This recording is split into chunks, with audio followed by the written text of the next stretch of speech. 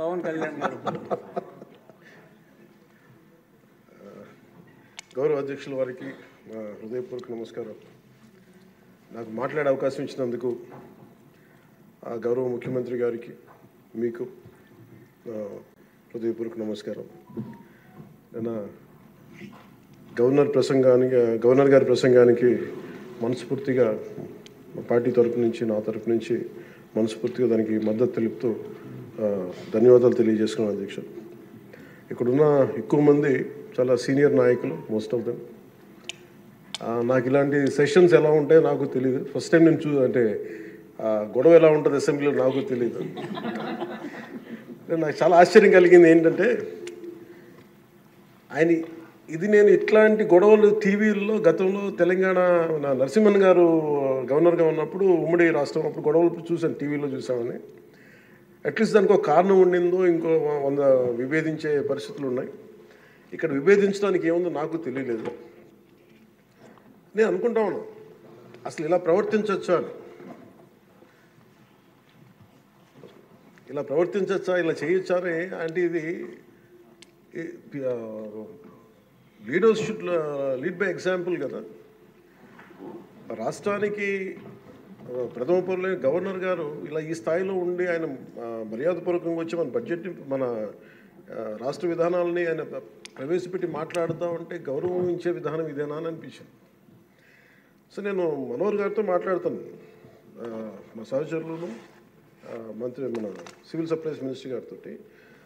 నా rule book మేమిద్దరు మాట్లాడుకుంటే rules of procedure and conduct of business in Andhra Pradesh Legislative Assembly ఏంటి సార్ ఇలాగే మాట్లాడేస్తారంటే దాంట్లో చూపించాను. చాప్టర్ 5లో when the House assembles under Article 175 or 176 of the Constitution, every member shall maintain the dignity and solemnity of the occasion before, during or after the Governor's address and shall not obstruct or interrupt the address in any manner. Maintenance of dignity and solidity at governors address అనేది చాలా స్పష్టంగా ఈ rule బుక్లో ఉంటే మనమే రూల్స్ని implement చేయాల్సిన వాళ్ళం. వారికి సంఖ్యాబలం ఉందా లేదా పక్కన పెడితే every member of this house has a responsibility to follow the rules. మనమే కనుక ఆ రూల్స్ని బ్రేక్ చేస్తే ఇంక మన ప్రజలకి కానీ చూసే వాళ్ళకి ఏం చెప్తాం. నాకు చాలా కాలం క్రితం నేను అప్పుడప్పుడు మనోహర్ గారిని అడుగుతూ ఉంటాను, సార్ అసెంబ్లీలో ఇక్కడ ఏమి గొడవలు జరిగినా ఎందుకు కేసులు పడవని. ఇక్కడ ఏమి మీకు కొట్టుకో, ఇది నాకు చాలా కామన్ మ్యాన్ ఒక ఇష్యూ, ఒక ఇన్క్విజిటివ్నెస్. అండ్ నాకు పార్లమెంట్లో గొడవ జరిగినప్పుడు ఏమి ఏంటి ఇబ్బంది పెట్టేస్తారు ఏంటంటే ఇక్కడ అవేమి ఉండవు, ఇక్కడ ఇట్స్ ఫ్రీ ఫర్ ఆల్ అన్నట్టుగా మాట్లాడితే then we have more responsibility. మన మీద రూల్స్ పెట్టలేదు అంటే ఏం కేసులు పెట్టమండి. ఇదే కనుక నిన్న వాళ్ళు చేసిన గొడవే కనుక గవర్నర్ గారి మీద ఆయన సుప్రీంకోర్టు జస్టిస్గా ఉన్నప్పుడు ధైర్యం చేయగలరా, కళ్ళల్లో చూడగలరా?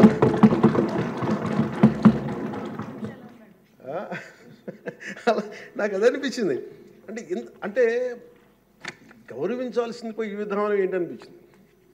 నిన్న టీవీ వాళ్ళని అడిగారు, మీరు వీళ్ళు వైసీపీ నాయకులు ఇలా మాట్లాడారు కదా, మీ ఇదేంటి అని. YCP synonym for ruckus. అంటే గొడవకు కానీ బూతులు కానీ వాళ్ళు పర్యాయ పదం అయిపోయారు. అంటే నిన్న చూసిన గొడవ జరిగిన తర్వాత నాకు నిజంగా అనిపించింది, గౌరవ ముఖ్యమంత్రి గారు అన్ని సంవత్సరాలు వాళ్ళు ఎలాగా వాళ్ళని తట్టుగా నిలబడ్డారో ఆయనకి హ్యాట్స్ ఆఫ్ తెలియజేస్తాడు. అది ఎంత గట్స్ ఉండాలి, ఎంత దమ్ము ఉండాలి, ఎంత ధైర్యం ఉండాలి. అలాగే నాకు నిన్న గొడవలు జరుగుతుంటే నాకు అనిపించింది, నాకు ఇవే గుర్తొచ్చినాయి అధ్యక్ష. వాళ్ళు ఎప్పుడైతే పేపర్లు విసిరేసి అక్కడ దాకా వచ్చారో నాకు గుర్తొచ్చింది వివేకానంద రెడ్డి గారి హత్య గుర్తొచ్చింది. అంటే వాళ్ళ విధ్వంస విధానం చూశారు. అలాగే ప్రజావేదికని కూల్చిన విధానాన్ని గుర్తొచ్చింది అధ్యక్ష. 200 పైచిలకు ఆలయాలని విధ్వంసం గుర్తొచ్చింది అధ్యక్ష. డాక్టర్ సుధాకర్ గారు చనిపోయిన విధానం గుర్తొచ్చింది అధ్యక్ష. జంగారెడ్డి కల్తీ సారాలో చనిపోయిన చావులు గుర్తొచ్చినాయి అధ్యక్ష. సుప్రీంకోర్టు జడ్జిలతో లెటర్ రాసిన విధానం గుర్తొచ్చింది అధ్యక్ష. వాళ్ళు చేసిన గొడవకి మన హైకోర్టు, ఆంధ్రప్రదేశ్ హైకోర్టు జడ్జెస్ని సోషల్ మీడియాలో బూతులు తిట్టిన విధానం గుర్తొచ్చింది అధ్యక్ష. సోషల్ మీడియా అబ్యూస్ గుర్తొచ్చింది అధ్యక్ష. పత్రికాధిపతులపై దాడులు గుర్తొచ్చినాయి అధ్యక్ష. రివర్స్ టెండరింగ్ గుర్తొచ్చింది అధ్యక్ష. పాలసీ టెర్రరిజం గుర్తొచ్చింది అధ్యక్ష. స్వయాన మీ మీద జరిగిన టార్చరు, దాడులు, ఇబ్బంది పెట్టిన విధానం గుర్తొచ్చింది అధ్యక్ష. మడ అడవుల విధ్వంసం గుర్తొచ్చింది అధ్యక్ష. చంద్రబాబు గారిని 53 రోజులు జైల్లో పెట్టి ఇబ్బంది పెట్టిన విధానం గుర్తొచ్చింది అధ్యక్ష. అమరావతి రైతుల్ని దారుణంగా రక్తాలు వచ్చేలా కొట్టి కేసులు పెట్టింది గుర్తొచ్చింది అధ్యక్ష. తిరుపతి కల్తీ లడ్డులు గుర్తొచ్చినాయి అధ్యక్ష. అబ్యూజ్ ఆన్ విమెన్ గుర్తొచ్చింది అధ్యక్ష. మన కళ్ళ ముందు వీళ్ళు విధ్వంసం తెలియజేస్తూ ఉన్నారు. వీళ్ళు ఈ స్థాయిలో ఇక్కడ ప్రవర్తిస్తే దానికి సంబంధించి బయట ఇట్లాంటి గొడవలు జరుగుతాయి అధ్యక్ష.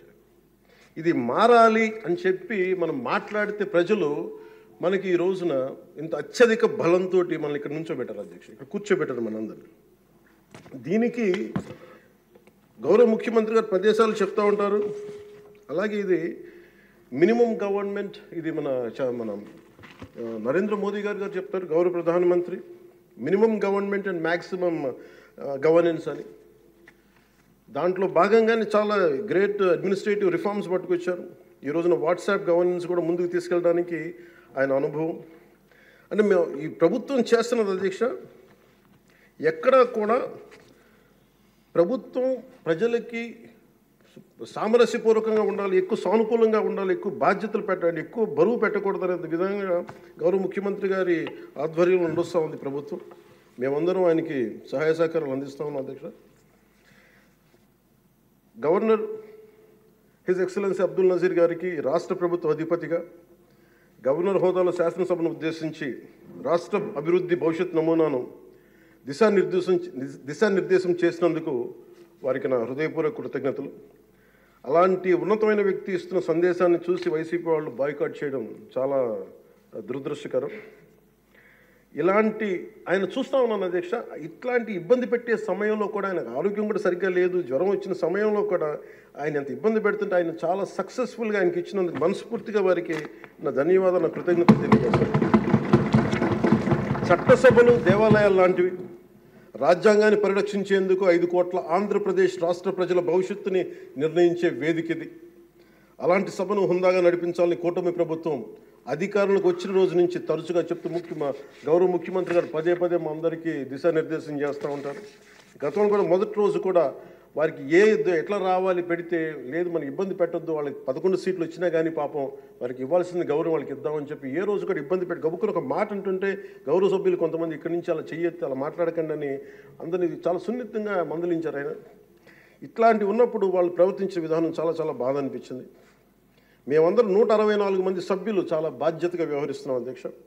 భవిష్యత్తులో కూడా రాజ్యాంగ పరిరక్షణ, రాష్ట్ర ప్రజల సంక్షేమం, రాష్ట్ర సమగ్ర అభివృద్ధి ధ్యేయంగా వ్యవహరిస్తామని సందర్భంగా గవర్నర్ గారికి శాసనసభ వేదికగా తెలియజేస్తాం.